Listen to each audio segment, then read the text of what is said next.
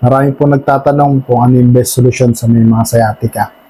Yung best solution po dyan, hindi lang isa. So, marami po So, hindi lang gamot, hindi lang exercise yung sagot, hindi lang din treatment, no? Ang pinakamabisang solution po dyan ay yung combination po ng tamang galaw, tamang kilos, ng tamang pahinga, saka yung tamang pag-aayos po ng ugat, ng sciatic nerve. Kailangan nag-exercise po tayo.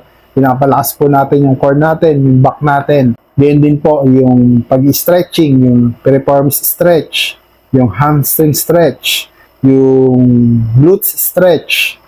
Yan po yung mga the best na stretching para dun sa sciatica natin, And pangalawa, dapat po ayusin natin yung posture natin. Napaka-importante po ng posture, lalo na sa daily habit natin, Lalo na kung kayo po ay laging nakaupo o laging nakatayo. Dapat po laging maayos yung posture po natin.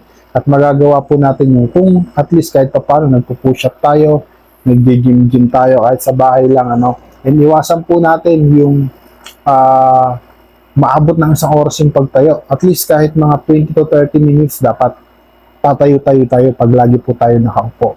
Ganyan din po pag lagi nakatayo, dapat kahit papano ay tumatayo-tayo po.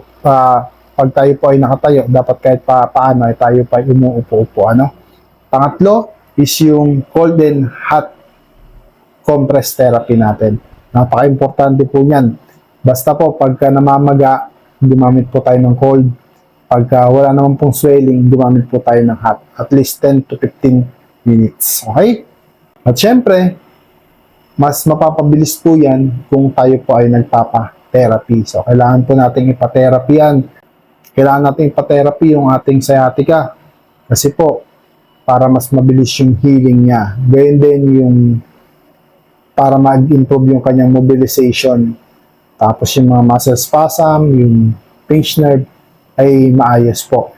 And syempre, yung panglima, ay dapat yung lifestyle po natin ay ayusin natin, Dapat fix yung lifestyle natin, may disiplina, and kasama po doon yung dapat pag day off lang, pahinga lang po, and bawas sa timbang, mas makakabuti po.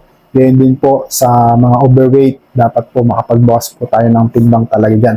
Ayusin din po natin yung tulog natin. Huwag po tayong magpaka-stress kasi yan po ay dahilan kung bakit karamihan ay nagkakasakit dahil po sa stress, mapagod, sa puyat, And syempre po, lagi po magdasal, lagi po mag-pray, at dahil po ang Panginoong Hesus, siya po yung talagang dakilang manggagamot. Amen? Sana po nakatulong. God bless.